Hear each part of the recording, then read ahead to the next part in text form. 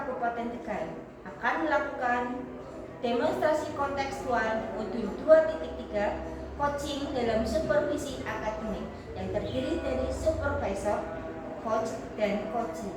Bersama saya Emilia Trisnayati SPD dari SD Negeri Bubuk 04 sebagai supervisor, dan sebelah kanan saya Wasito SPD SD dari SD Negeri Baru 03 sebagai coach, dan sebelah kiri saya Lili Kadarwati SPD SD dari SD Negeri Pedagangan 02 sebagai coach. Selamat menyaksikan.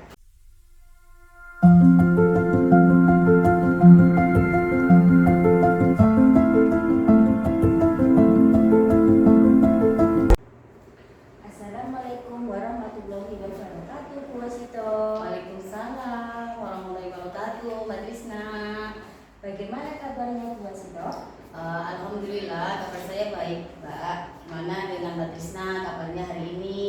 Alhamdulillah sehat. Nah, Bu Wasito, sebelum kita melakukan coaching sebagai awal, saya akan melakukan beberapa pertanyaan sama Ibu. Dan pertama, saya akan mendiskusikan tentang modul penilaian kita pada hari ini. Baik Bu, pada coaching kita hari ini, coach dan coachee akan saya amati dan nilai sesuai dengan modul penilaian. Apakah sudah sesuai dengan alur delta atau belum? Kemudian bagaimana Ibu memberikan pertanyaan yang berbobot pada coachee, dan bagaimana coachee tersebut merespon dan atau menanggapi pertanyaan dari coachnya. Dan jangan lupa disesuaikan dengan prinsip coaching, diantaranya kemitraan, proses, kreatif, dan memaksimalkan potensi.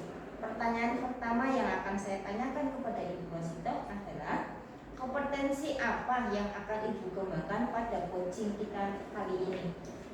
Baik Bu, kompetensi yang akan saya kembangkan yaitu pertama, keterampilan mendengarkan aktif dan memberi pertanyaan yang berbeda, Bu. Nah, sekarang pertanyaan kedua ya Bu, kompetensi yang mana yang ingin Ibu kembangkan secara spesifik yang ingin diobservasi? Kompetensi spesifik yang akan saya kembangkan yaitu mendengarkan aktif dan memberikan pertanyaan yang berbobot, Bu. Kemudian yang terakhir ya Bu Wasito, indikator yang bagaimana yang diinginkan oleh Ibu dalam proses coaching pada kita kali ini? Saya ingin coaching saya dapat bisa menemukan solusi dari permasalahannya atau menemukan langkah-langkah dalam mengatasi permasalahannya, Bu. Demikian dulu ya Bu, pra-observasinya kali ini. Nah, silakan Ibu melakukan coaching terhadap coach. Assalamualaikum, Mbak Lili. Waalaikumsalam warahmatullahi wabarakatuh, Ibu Wasito. Bagaimana kabarnya? Alhamdulillah sehat. Bagaimana kabar Ibu? Alhamdulillah saya juga sehat, Bu. Dengar-dengar ada yang mau disampaikan atau diceritakan ke saya gitu, Bu. Iya betul. Ada sesuatu yang ingin saya sampaikan kepada Ibu. Oke, tapi sepertinya kita hanya punya waktu 15 menit sampai 20 menit. Kita ngobrol-ngobrol, kira-kira apa yang ingin disampaikan, Bu? Begini Bu, ternyata terkait dengan rekan guru di sekolah saya, perhatikan dari tahun ke tahun kok tidak ada perubahan. Penyampaian pembelajarannya masih menggunakan metode konvensional. Ceramah lagi. Padahal kita tahu bersama perkembangan zaman semakin canggih, teknologi pembelajaran juga semakin besar. Tapi guru-guru di sekolah itu tidak mau terjadi perubahan, hanya mengandalkan metode konvensional saja, sehingga pembelajaran jadi kurang bervariatif atau kurang menarik bagi siswa. Kalau saya garis bawahi, berarti permasalahannya itu dari Ibu adalah pembelajaran dari rekan-rekan guru yang kurang bervariasi, ya? Iya betul, kurang bervariatif dan kurang menarik tentunya. Media atau model pembelajaran juga masih yang lama dan kurang menarik juga. Ya, kira-kira percakapan ini apa yang ingin Ibu dapatkan? Dari percakapan ini saya ingin mendapatkan adanya perubahan di sekolah saya, khususnya dalam pembelajaran pembelajaran dan penyampaian materi dari pembelajarannya. Oh, jadi yang Ibu harapkan ini adalah perubahan ya? Saya kira perubahan yang ingin Ibu lihat atau dapatkan. Apa yang ingin Ibu lihat atau ingin Ibu dapatkan? Saya ingin adanya perubahan, misalnya dalam hal metode, media, atau model pembelajaran yang lebih bervariatif. Misalnya saja seperti yang sedang ramai dan digunakan para guru atau hanya sekedar slide PowerPoint juga sudah lebih baik. Tidak hanya mengandalkan metode ceramah saja tanpa adanya media apapun supaya lebih bervariatif sehingga siswa menarik dan tidak bosan. Dari tadi yang disampaikan tadi pembelajaran. Oh, dari tadi metode pembelajaran yang bervariatif, metode yang dikatakan kondisinya ideal itu berada di level 10. Sekarang kira-kira Ibu ada di level berapa ya?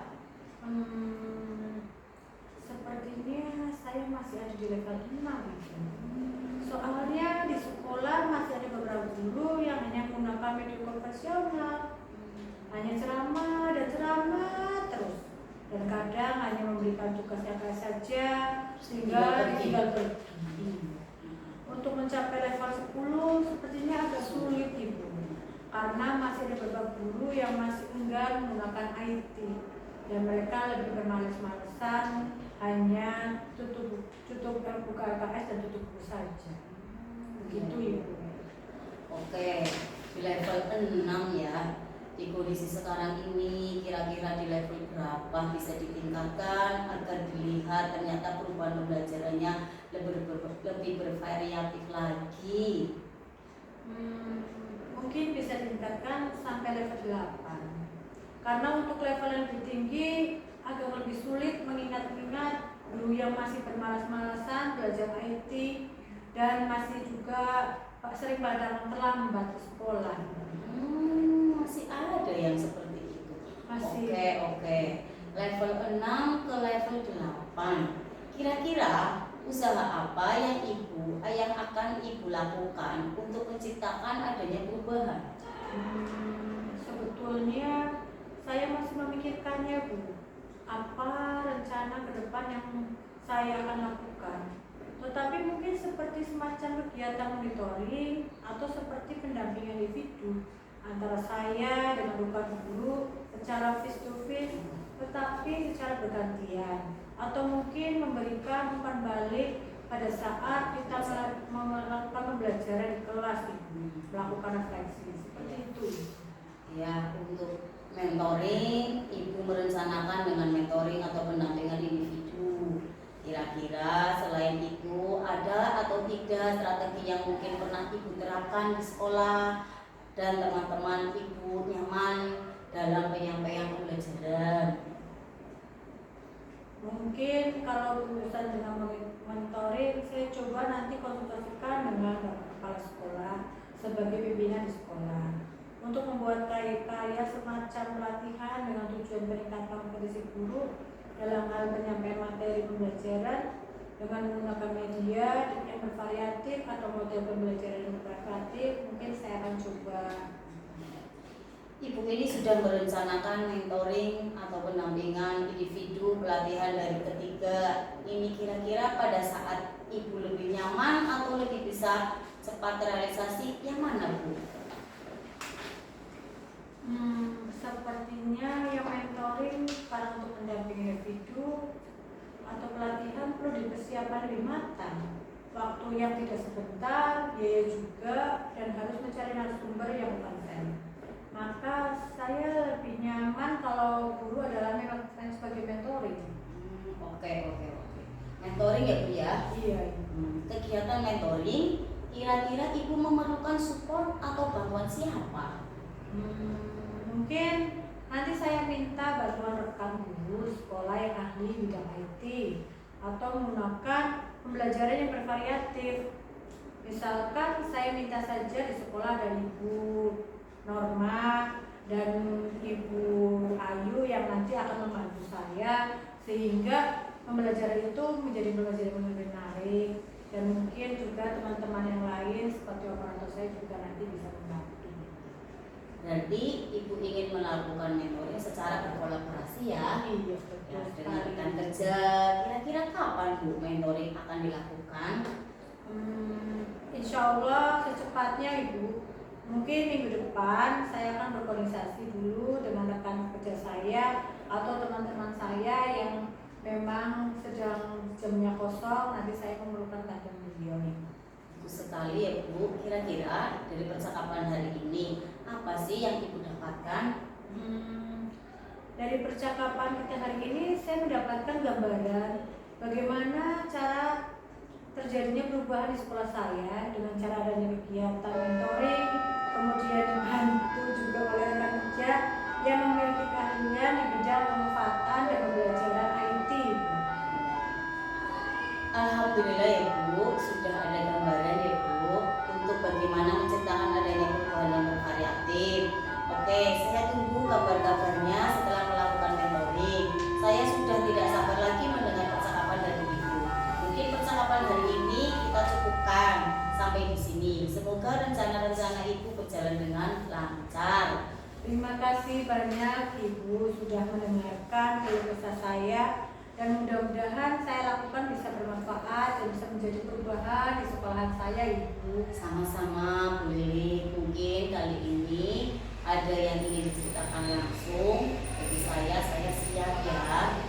Siap Ibu. Semoga kita bisa ngobrol lebih akrab lagi di lain kesempatan. Demikian saja ya Bu. Assalamualaikum. Waalaikumsalam warahmatullahi wabarakatuh. Tadi Ibu sudah melakukan coaching dengan coaching. Alhamdulillah sudah Bu.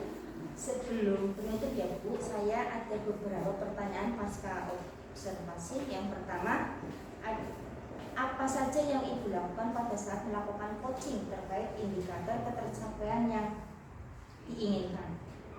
Di coaching ini saya sudah melakukan coaching dengan alur TIKTA, yaitu menanyakan tujuan, identifikasi, rencana aksi, dan tanggung jawab, sehingga alur tersebut bisa menggali kunci untuk menceritakan masalah dan menemukan solusinya.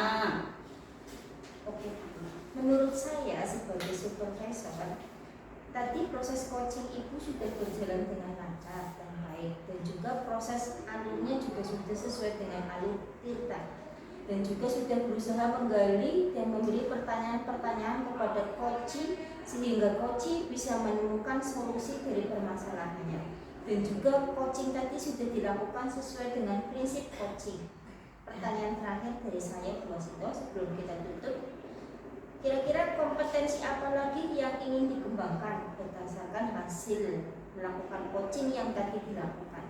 Kompetensi yang ingin saya lakukan yaitu dengan cara lebih memahami lagi proses kita, sehingga saya nanti dapat melakukan coaching lebih baik lagi. Oh begitu ya Bu. Semoga ke depan kita bisa melakukan coaching lebih baik lagi ya Bu. Demikian observasi kita, semoga bermanfaat bagi kita semua. Saya tutup. Wassalamualaikum warahmatullahi wabarakatuh. Waalaikumsalam warahmatullahi